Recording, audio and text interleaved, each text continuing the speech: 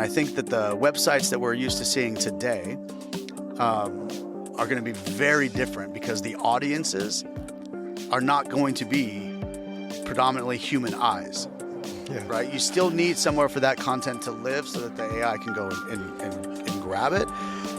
But you're going to design your content and you're going to design the websites really not necessarily for me and you going on there and experiencing the website the same way that we do now.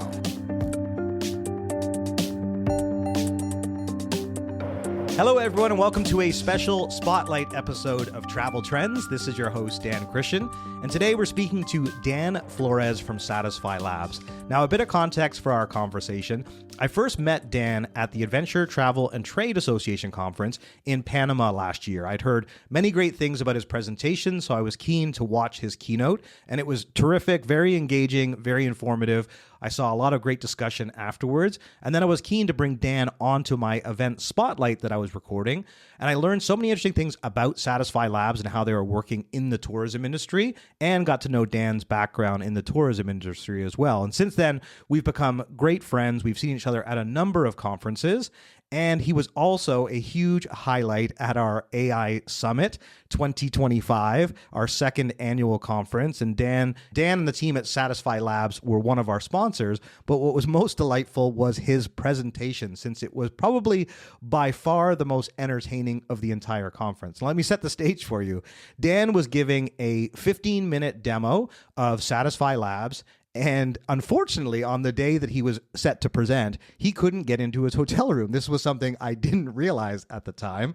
And the poor guy was stressed about it because he's very conscientious. But what appeared to us when he arrived on the screen was that he was sitting at a jazz club. And he was sitting at a lounge table in a jazz club with jazz playing in the background, the sound of drinks being made. And there was no acknowledgement whatsoever from Dan about the setting. He, as a true professional, got on and delivered a really effective presentation, which you have to watch. It's now on our YouTube channel.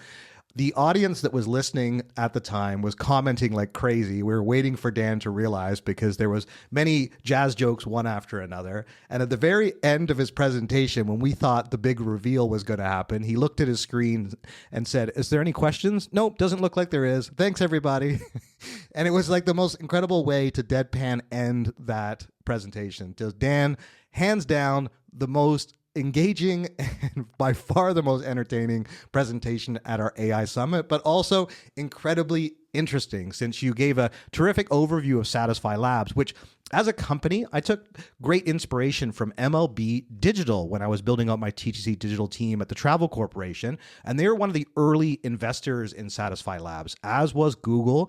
This company has more than 700 clients globally. They are very focused on AI. They've been around since 2016. But one of the things you'll see when we speak to Dan, we talk about their website that you have to look at, satisfilabs.com, while we're having this conversation, since they've rebuilt their website entirely for the age of AI. And you can see their classic site if you want to learn more about them, but otherwise interact and engage with their Satisfi Labs answer engine. So they've really put their tech up front. And that's why I was so keen to bring this spotlight episode together, because I've heard more and more clients utilizing Satisfi Labs, having great feedback, and Dan continues to lead the way in the tourism industry, being a terrific keynote speaker, an amazing advocate for AI and travel. So I really wanted to bring him on the Travel Trends podcast, bring him back to have a dedicated episode.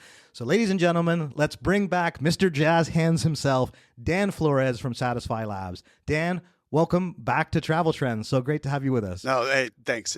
Anytime I get to chat with you for more than a few minutes, it's a good day. Well, I feel the same way. We had such a great time together at the Adventure Travel Trade Association in Panama last year. You gave an amazing talk on AI. I was in the crowd, and then I heard so many people talking about it. And it's always nice when you hear people talking about a talk that you were there for. You're like, I know, wasn't it great? And so there's so much I want to ask you in the conversation, but let's start with your background in travel. Tell everybody where you grew up and how you got into the tourism industry. Yeah, I grew up in Las Vegas, and funny enough, did not want to be in the tourism business. My mom was a travel advisor at one point, and then went to work for the Chamber of Commerce and membership for tourism, and the stripping, the biggest economic driver for Las Vegas, was surrounded by it. and wanted to be a teacher, actually. That tracks. I can see that. Yeah, I wanted to coach baseball and You wanted to be a gym teacher. yeah, pretty much. But things change, and I went down the teaching route and discovered I did not like it. So cut bait pretty early on and got a tourism job. And within the first, God, it must have been the first month, was absolutely hooked, loved it, and that was 20, I don't want to date myself, but 20 something years ago. What is that first job? Were you a guide? No, I worked at the Bellagio Hotel and then went to Walters Golf. It was a golf company that, like, honestly, their biggest driver for business was tourism, and they needed someone to be a salesperson, business development for them. And I went there and loved it, like absolutely loved it. Well, one of the things I know from your background, being in Vegas, and one of the biggest tours and attractions in Vegas is helicopter tours. Yeah. And so that was like, and I remember learning this when I was at Google Travel. I was just blown away at how much spend that helicopter companies had in Las Vegas on travel and on keywords, and what a big business it was, because that's also part of your background as well. So tell everyone, okay, so you started at Bellagio, You're in hotels, then next thing you know, you're in golf, and you're learning this whole hospitality. Where'd you go from there? To Maverick Helicopters. Okay, so that was the next step. Yeah, and interesting enough, I didn't like to fly, first of all, so people in my life thought that was pretty funny. But the owner of Maverick and the Maverick president I'd met, and the owner famously said, anyone that can sell $300 golf during the summertime in Las Vegas can probably sell anything. And I thought it was a really cool product. I've always been, in my life, been about storytelling, and really enjoyed when companies told their story well. And I thought Maverick Helicopters had an incredible story. And I went to work there for 16 and a half years. Yeah, who would have thought that, right? Because I knew that was a big part of your background. I wasn't sure if there was anything else in between, but all of a sudden that was very much, obviously, a career-defining moment for you. That's when you really honed your expertise in tourism. And I know you were the VP of Business Development there, but clearly that business, tell us a little bit about, I mean, that's like 2007 to 2023, right? That's just like, that's a huge amount of time in your life, and to see a business grow and evolve over that. So tell everyone, out of interest, sake, a bit about Maverick Helicopters. I know you're not there anymore, but still, like the type of business they operated, and then how you grew and scaled that. It was a helicopter sightseeing business, family run. Started really what I thought was a really cool story. And yeah, it went from one helicopter in 1996 to at our high point, we had 50 helicopters, 6 airplanes, and businesses in multiple states. It was an incredible ride, honestly, not to pun you up there. But it really took flight. Yeah, Yeah. we were on the rise. Yeah. But yeah, I mean, I really learned a ton about tourism there, and the Maverick family gave me the opportunity to just explore. I started a lot of the new channels and markets for them, and it was all because I'm kind of a curious individual anyways, and went, well, what about this, what about that, can I go do this? And they gave me the freedom to do that, and the company's still thriving. They just opened up a California location, and that team is very good at what they do. And I know they do helicopters, and Maverick for me was always Top Gun. That came out in like 86. I know that because my brother was obsessed with Top Gun, and my son now is actually on his path to becoming a pilot. And so was the connection between the Maverick actually Top Gun? No. Or is it the family name? No, it's actually neither. Because that's what everyone thinks. It's like a Top Gun thing. Of course. And I'll tell this story quick because it's like an old muscle I like to flex every once in a while. The Greg Rocknose, the owner of Maverick, was working doing helicopter tours in Las Vegas. Had a bunch of ideas that didn't work out for the company that he was at, and the guy said that it's because you're a Maverick and you want to do things your own way. And he was like, he had some really bold ideas about the service levels and safety levels. And when he was thinking about what to do, they named the company Maverick Helicopters. Yeah, that's because cool. they were going to do it a little bit different than it had been done in the past. And that philosophy let the company grow, the employees grow over that same time because they were doing it a little bit different, which I thought was a really good story. Yeah. From a sales point of view, I was like, oh, I can tell that. That sounds awesome. Well, most entrepreneurs have to be mavericks. And I guess one of the things I liked about the character in the film was that name because, just if you were to write a script and then figure out what is the name of that character, you'd probably describe that character as a maverick. So that term, I really like the branding of Maverick, and that's why I was curious to know the origin story. But obviously, you decided to leave Maverick to join Satisfi Labs, and obviously that was for sure the right decision. The success trajectory you've now had with Satisfi Labs over the last few years has been immense, and obviously it's still growing. I mean, there's more and more companies are coming on board with Satisfi Labs, and I know you head up all the tourism activity, but tell us what inspired you to join Satisfi Labs, and then I'm obviously keen to make sure that all our audience knows what Satisfi Labs is and what you guys do. Yeah, I was doing a lot of work for Maverick on connectivity and distribution, at its high point. And in learning about API connections and learning about distribution and connectivity, and I had this feeling always in the back of my head. I'm like, if I do this really, really well, I'm going to connect myself out of a job. and I saw some things from the industry that really was showing signs that in 5-10 years, a position like the one that I had would not be needed. So looking at that going, I have a family. I got to figure this out. Sure. And that was like, okay, well, tech is going to drive any industry, but especially the tourism industry moving forward. Yeah. So I started dipping my toes in, doing some consulting work on tourism for tech companies, and really started getting curious and listening to a lot of different podcasts. And, Go figure. Yeah. Like travel trends.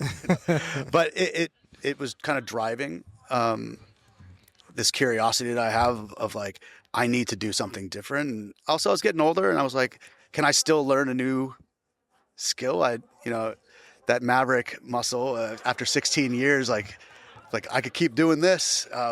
But I honestly thought this was going to be the future, and was lucky to find Satisfi Labs, or we were put together essentially. Yeah. Well, so this is where a company like Satisfi Labs, you've got a very well-established client base now, and it continues to evolve because you have expanded in different industries. Clearly, tourism was a major vertical, and having someone like yourself that actually knows the industry, which is why I always find it fascinating to learn someone's origin story, and why I love doing this podcast so much. And I think one of the reasons we get on so well is like that when you connect with someone based on having that background and expertise, and there's a passion for the industry and the subject matter, and then you find all these different ways that our industry is evolving, and especially from a commercial point of view with the different technology. I mean, the fact you're talking about connectivity, when companies that operate these trips have to find ways not only to integrate, but then distribute through all these different platforms. And people are not only, searching on Google, now they're obviously using AI, which we'll talk about. And so the consumer journey is always changing, and any successful business needs to continually adapt to that. So let's now talk about the origin story for Satisfi Labs. So even before you joining, give us a bit of an overview of the company and where it started. Yeah, it actually started, there's a couple stories, but it started as a restaurant kind of tool for essentially like discovery, but they quickly got rid of that. And the New York Mets were the first client, and our co-founders were like, there has to be a better way to get information that's easier than the way it's being done right now. And the thought was, chatbots just aren't that good. So can we figure out a way to do this a little bit better? And it's funny because I really love this story too, because it was a glimpse back then in 2016 into the future of where we're going to go. And I know we'll touch on that in a little bit, but their thing was why do chatbots not have enough information to like help me? And it was because you couldn't put that much information into what we call like the knowledge volumes of chatbots back then.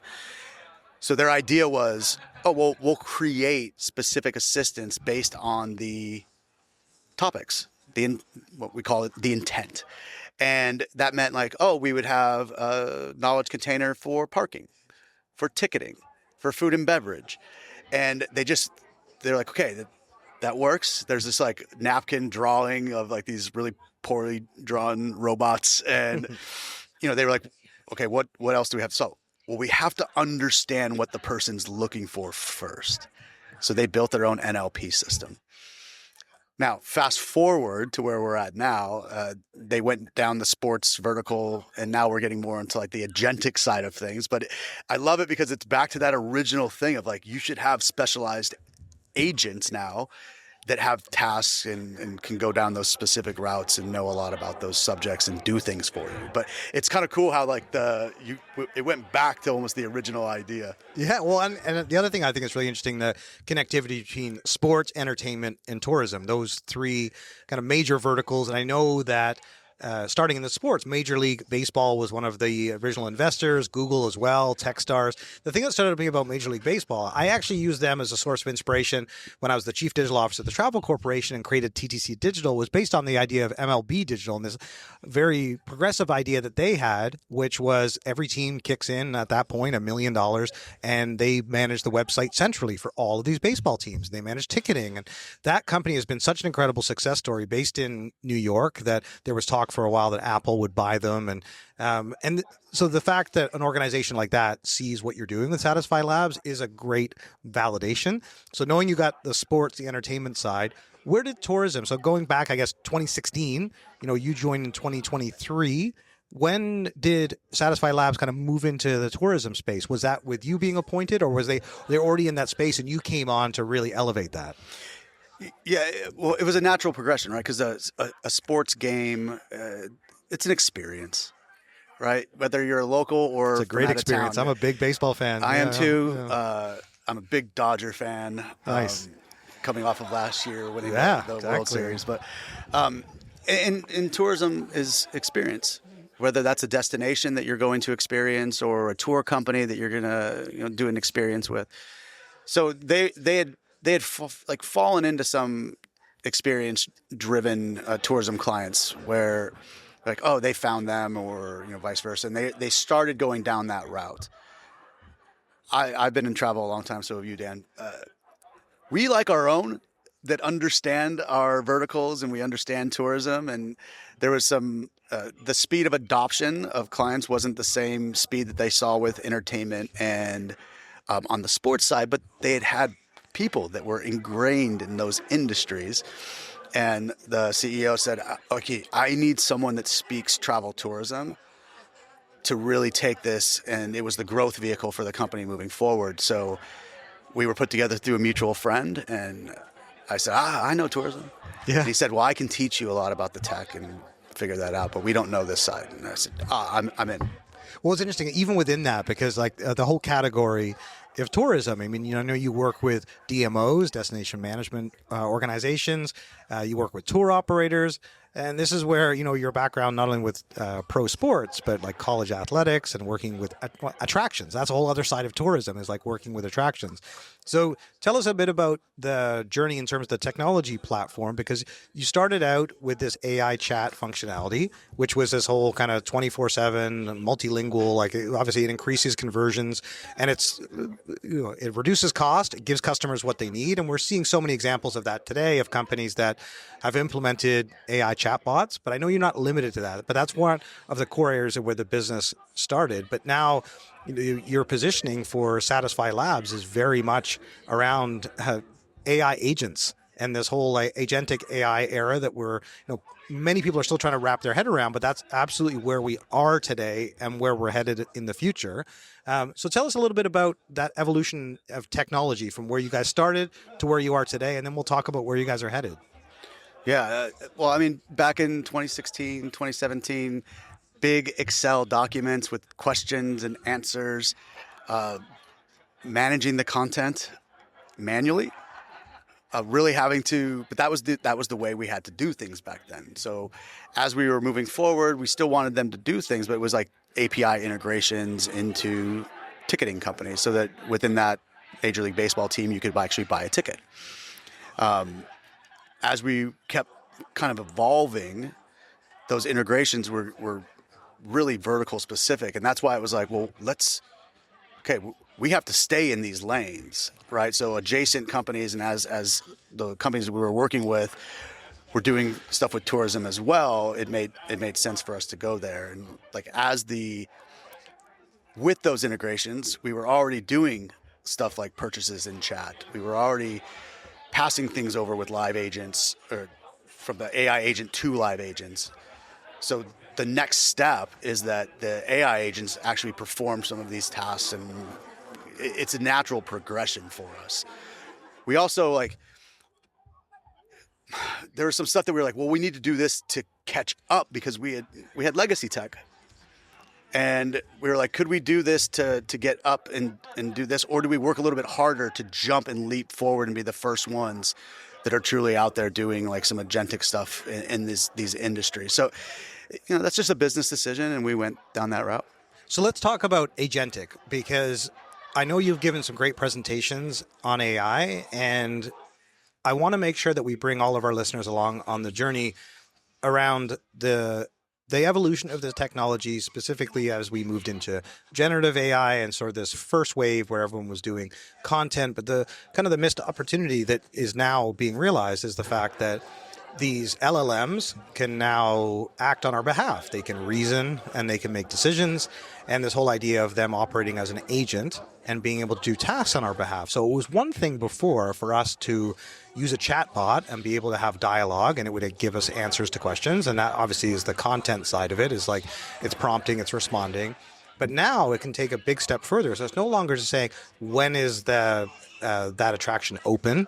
It's like actually booking a ticket for you on your behalf. And I'd love to also talk about a couple of the case studies. I know you work with Ventrata. It's one of your clients, and you worked with them on some voice. And I'm also keen to talk about voice. And I know that's a passion of yours as well. And so, but tell us, for all of our listeners, give an overview of Agentic AI and why that's such a game changer for Satisfi Labs. Yeah, the difference between a chatbot who just answers questions, Agentic AI actually performs and has workflows and tasks that it can perform for you. And where I think that this is going in the future was that like my AI agent is, I'm going to send it out to, let's say, find Dan and I, because Dan and I are going to hang out, 2 tickets to this particular sports game, and we want to pay less than $200 per ticket, and we want it to be this particular series. As that's out there doing that eventually it'll talk to the agent for the Dodgers or for the Mets, or whatever team that we choose. Right. And they would perform that task together. One agent would buy from the other agent, and then it would bring it back to me and say, "Hey, this is it." Yeah. I think that's where this is going to. But it's the fact that these chatbots, I'm doing quotes with my fingers, can actually do more than just respond back to you. Yeah. Well, it's interesting because I'm going to point out a sports use case, and then we'll bring it back to travel, which is, when you're looking for tickets to a sports game, and I always buy resale tickets, and simply because I always want the flexibility of being able to grab tickets on the day. And I've figured out my own system of like the right time of the day to buy tickets, even on the day of a game where, prices fluctuate. And the reality is I've now figured my own way to kind of game the system of how I expect the pricing to fluctuate. And I decide when I'm going to strike. I would rather have an AI agent just do that on my behalf, so I don't have to spend the time going back and checking the app and making sure it is playing out the way I expected, and then knowing when those prices drop like an hour before a game, in my instance, because it's often baseball games that I'm going to, is I'll grab distressed tickets that someone dumps with an hour left to go, and I won't worry about it all day and every once in a while that doesn't work out. So every once in a while the prices start rising when I think they're going to drop. But 9 times out of 10, that logic applies. And so, but I would rather have an AI agent do that on my behalf. Just tell the AI agent, this is what I'm willing to pay, this is where I want to sit, and let me know when it's pulled the trigger for me. Yeah, give it the rules. Yeah. And send it on its way. It's like gaming. Like remember on the airlines when we knew back in the day they were changing prices. So like the best time to look would be like Tuesdays, you know, at like certain times of the day. And dynamic pricing took that totally away. But yeah, for sure. and that you would give the rule sets of what you want it to go do, and then it would go do it. Yeah. That's very plausible, and that's it's doable today. Yeah. Is it a little clunky right now? Yeah, it is. But it's at the worst it's ever going to be. Yeah, I think that's always a good perspective to keep with AI. But tell us, with the AI agents that you've built so far, with this idea that they can operate like high-performing team members, so, you know, moving away from generic chatbots to much more specialized AI agents that are designed specifically for these types of use cases. Tell us about one or two examples of those that you guys have built for clients or are underway at the moment. Yeah, I'll share a couple of examples. Like a food and beverage agent that we'll use a theme park for an example. That could actually place orders for you, know where you are. You could give it some parameters, like my daughter only eats chicken nuggets. Like where's the, you know, and then it would go and find that, and maybe even pre-purchase something for you. Like there's a lot of different things. We actually run them and build them on like the OKR system. It has certain objectives, and then there's key results to each one of those. On the destination side, like a meetings and convention agent that would help you perform tasks like submit RFPs for you, route lead qualification. Like I'm asking questions. I have a group of 1,000. I want to do it in San Antonio, and it's giving me back, the different venues that I can do. And then I say, I would like to speak to someone, and then has it route by how you, like territories those salespeople's hit. And then it takes the conversation, gives it to you, and now we've qualified that lead. Those are doable today. And again, just like anything else, this is the worst version that it's going to be. And like as it moves forward, we'll be able to add more and more tasks that it can do. One of the big conversations that I know companies are having is this buy versus build. And it's the question when they're now in the AI era, there's not a lot of solutions that have been fit for purpose with AI. And when we rewind back at the start of our careers, when we were building websites for travel and then ultimately doing digital marketing and then introducing things like live chat, which live chat used to be operated by an agent and then it could be operated and then fast forward to this age of agentic AI. One of the things that continually changes is the business model. So of course, many of the technology companies operate with a SaaS model, software as a service, for anyone who's not familiar.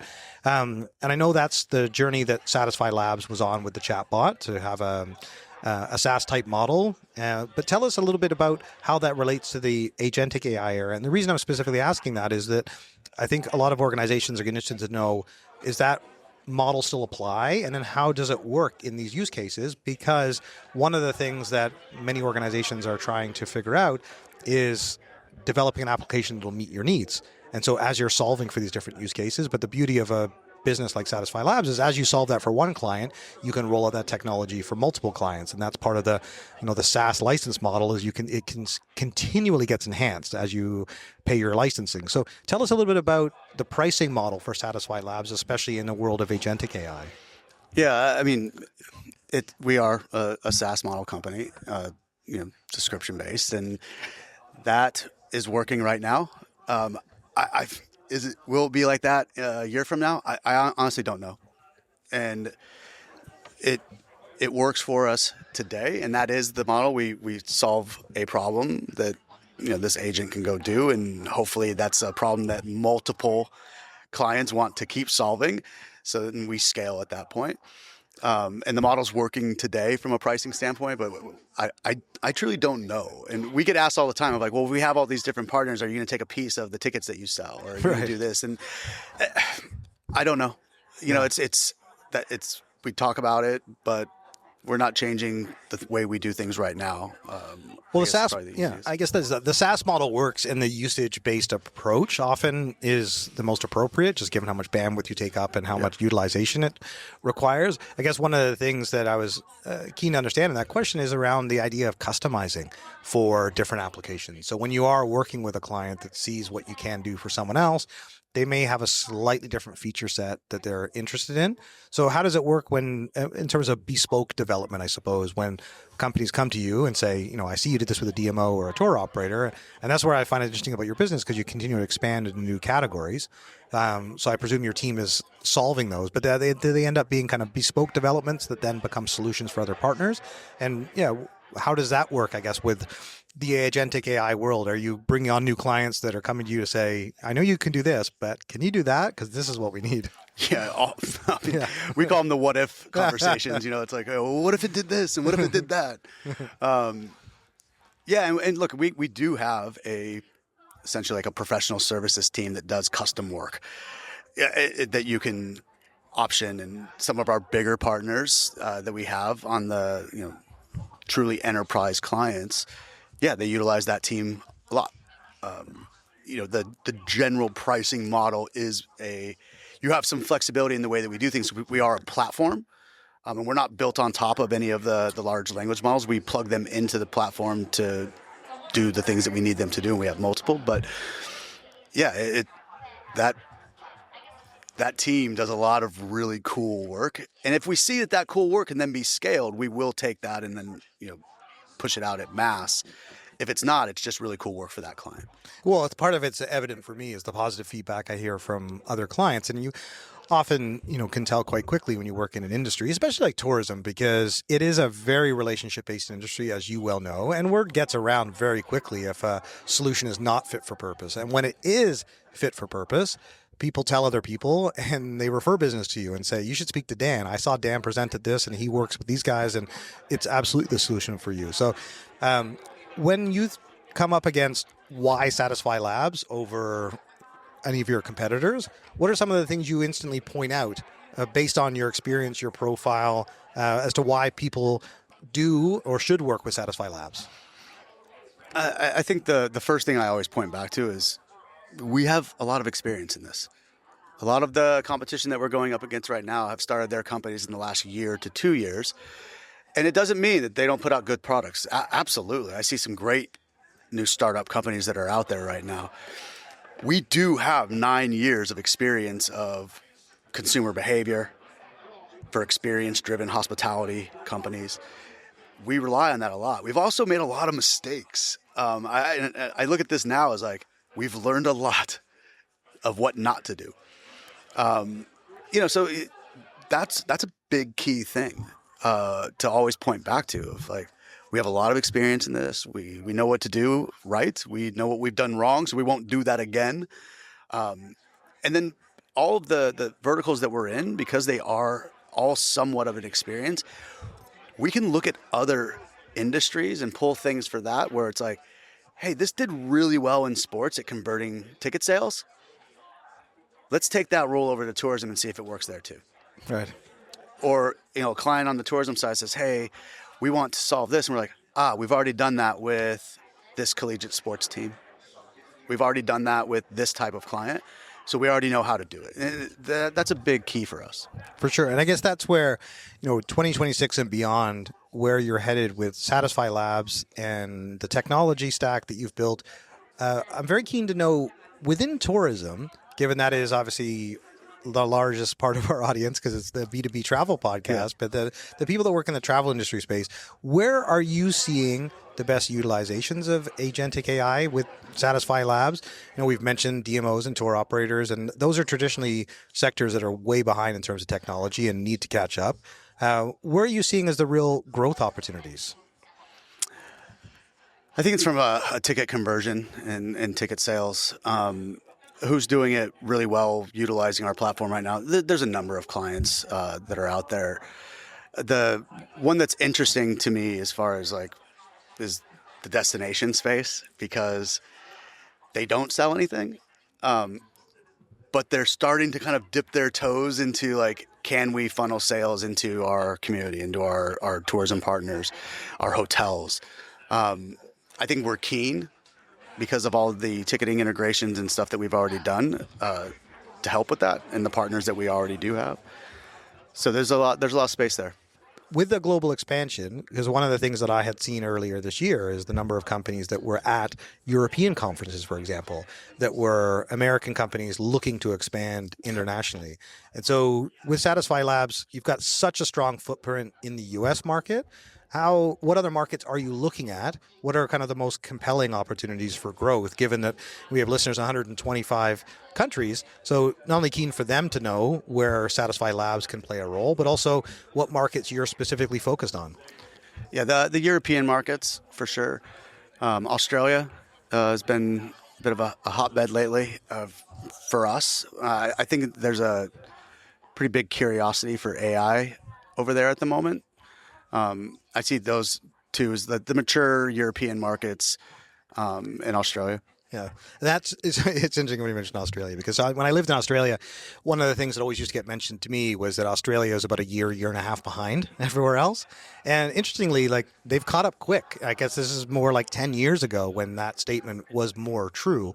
There are more and more technology companies there, and obviously Australians are one of the biggest outbound travelers, and it is one of the markets that's flourishing. As Australians continue to travel with a strong economy and they travel greater distances. Like they go to Europe and they go away for a month at a time. So Yeah. each of these different markets has their unique factors. I guess when you are presenting Satisfi Labs and specifically highlighting where AI is going, that's the other thing I wanted to get into with you, Dan, because you've done a lot of thought leadership on this now. A lot of people look to you for your views on AI. What are some of the things? It makes me laugh. No, but but you're a practitioner, and that people see you as a go-to because you're implementing these solutions. They want to understand how they work and what benefits the customers are seeing, and you can speak from experience to that. So, like, I think that is, there's the practical aspect, but I also want to talk about what your views are on where we're headed. So, when you talk about AI at these conferences, what are the things that you're focusing on to try and educate the tourism community about the use of it? Obviously, Agentic, that's like, almost brings us right back to that. That's where we are today. But where do you think we're headed in the next 12 to 18 months? Yeah, I mean, we've been talking about this a lot lately, from an industry standpoint. Like, where does this go? And the use of large language models is moving faster than anything we've ever seen. And as it starts to creep into our everyday lives, it's changing consumer behavior. It's changing how we search and discover things. It's changing a ton. And, I've built myself agents that I probably talk to too much. And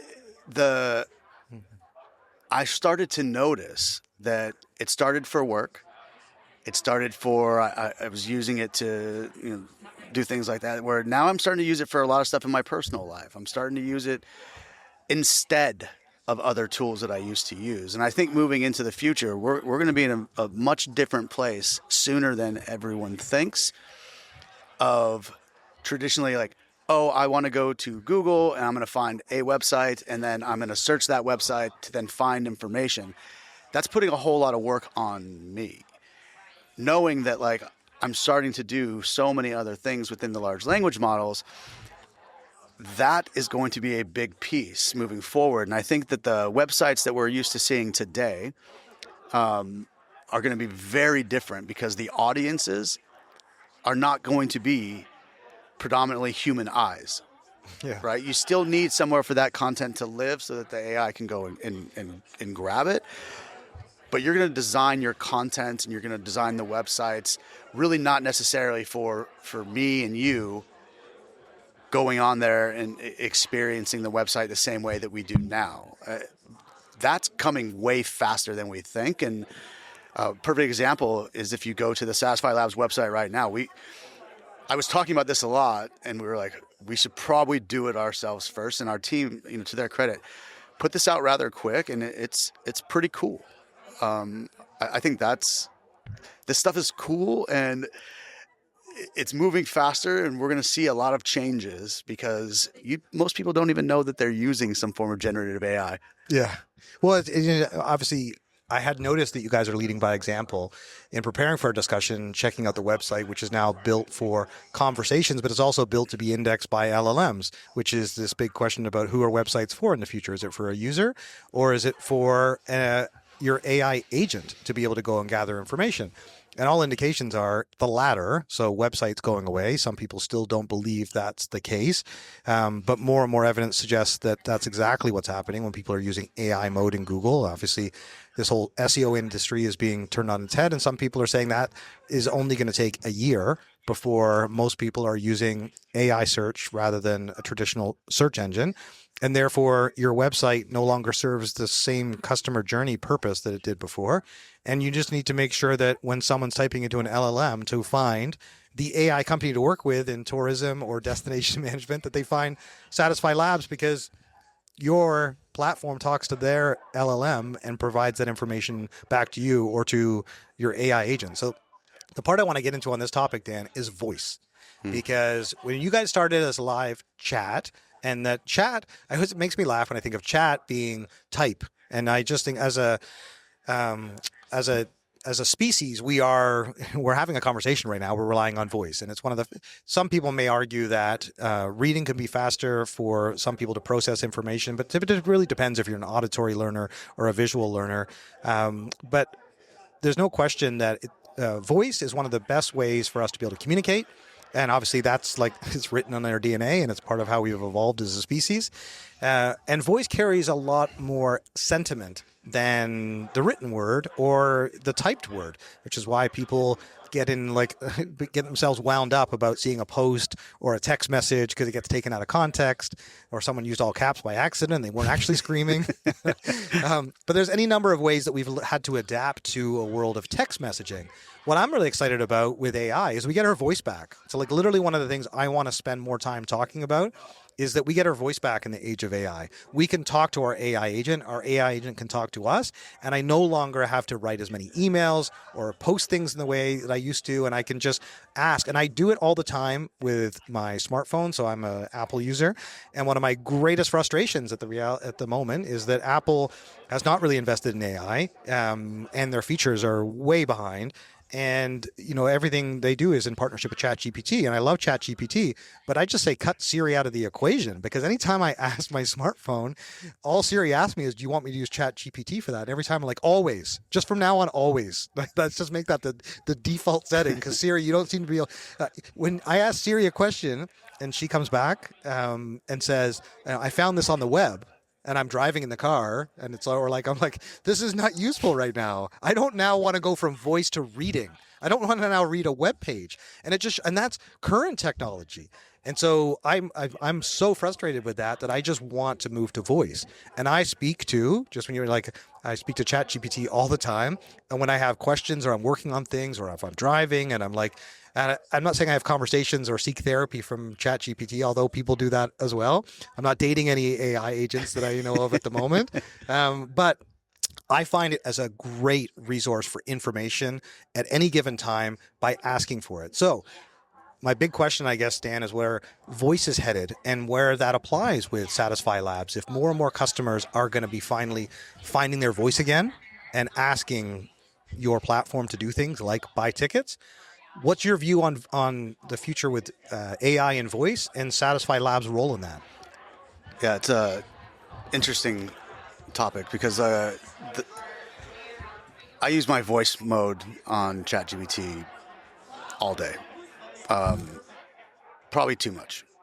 But where this is going, how important voice is going to be, and where Satisfi sits in that things, we're not sure yet. We're getting a lot of questions from clients on like, hey, can you do this with voice? And we're like, okay. Like, any new feature that is done on a Satisfi Labs platform is because our clients in a specific vertical have asked for that. Sure. So 3 or 4 months ago, we did hire a new team that has a lot of voice experience. So, we're definitely looking into it, and we're definitely seeing where this sits and what we can do with it. We don't have anything specific that we're rolling out right now, But it's really interesting to see what those qualities are. And there's cool companies out there right now that we're doing some partnership stuff with, that are in the voice game. So yeah, much to come. Yeah. Well, tell us. So even beyond voice, then too, Dan, some of the things that you guys are focused on that you see coming in the near future, because companies like yourselves that are quick to adapt to change, rise to the opportunity. So, like as you just highlighted, like that, as customers are asking for that, you're now expanding the team. You're bringing on additional resources. You're going to figure a way to solve it. Tell us about some of the other things that you're hearing from customers, or some of the ways you anticipate the customer experience to change within the age of AI. And obviously, feel free to expound beyond just Satisfi Labs in terms of your views as to where this industry is headed with this technology as it relates to tourism specifically. Yeah, the big question. AI is going to dominate our lives, and the fact that travel thinks that it can sit back and that we're travel, it's different. It's not. The consumer behavior is changing dramatically, and I'm actually kind of proud of some of the tourism industry, because we've really kind of taken on and people are learning really fast. But we're hard to do that at scale in tourism, because the fragmentation, a lot of like small entrepreneur businesses, especially on the attractions and activity side, the multi-day side is very similar. I think it's going to change everything. It's going to change our distribution models. It's going to change where we find our customers, where our customers find us. There's a lot that has to go on. I think that without getting too deep in the weeds on like A2A technology and MCP servers and what they do, but we're in a really interesting time. And I think that moving forward with the mind of like, we don't know exactly where all this is going to land. And I need to be curious in doing the things like from an investment side of including AI and all of that is the most important thing that tourism can do. Any vertical, that's hotels, that's it's all going to change, because consumers are finding things different, or they're not, Right. or they're using these queries for the agents. They're very, very specific and personalized to me, which it weeds out a ton of people in that equation, right? So like, is that going to make it harder to find things? Am I going to get stuck in more of an echo chamber of only the things that I like because my agent knows? I find things all the time that I didn't think I would like, and then I do them, and I'm like, I really like that. Yeah. So is my agent going to have to am I going to have to prompt it with that? Of like, don't give me the things that I always like. Yeah. But I think we really have to press on the tourism side of the business to really start innovating. Yeah. Budget that way. Yeah. I'm encouraging people to have like an AI slush budget added to the budget, so that I don't know what it's for yet. Experimentation. Yeah, like innovation budget, where you just like can buy a cool new product and see if it works. Like, I think you're going to have to do that. And right now, planning 3 years in advance is impossible. Yeah. You bring up something, a key word in prompt, and obviously that entered our nomenclature, this idea of being a prompt engineer, that kind of broke onto the scene last year. And those people who are better at prompting LLMs, I think the interesting thing in the future is we talk about agentic AI is personalization. And if anything, that prompt can be reversed, because agentic AI tools can prompt you when it recognizes there's an opportunity you might be interested in. So flip that around, that it knows that I like baseball, or it knows that I'm looking to a trip to Europe. And it's like, you can have multiple agents working on your behalf at any time. And I guess this is the swarm of AI agents that with Satisfi Labs and your plans for agentic AI, that'll be one of several or dozens of AIs agentic AIs that consumers use. They all have very specific use cases, and then this whole other topic of how they talk to each other to be able to kind of satisfy ultimately whoever the master is. Yeah. Say again? Yeah, so I see what you did there. The satisfy the. Yeah. Well, see. Yeah. I'm glad. The name is future-proof. That's right. Satisfi Labs. That's right. That's where I was going with that. Is just like, you can satisfy all of these requests. Yes. Tell us how you guys are planning with this whole MCP and working with different agentic AIs, how your team is looking at that, because I'm sure that's going to be a part of the equation, is that they have this agentic AI for this purpose and they have your agentic AI for another purpose, and how do they then talk to each other? Yeah, it's right now we're building them internally for ourselves because we have integrations into lots of companies. So it's making those easier and giving the tools to access the information from multiple data systems, right? At the same time and in real time. Moving forward, the attribution models are going to have to change because large language models are grabbing stuff off the internet, and there's certain companies that are going, hey, hold on. We need to know what you're doing. And when agents are out there doing that, MCP A2A technology gives a really good way to, because we're going to block crawling.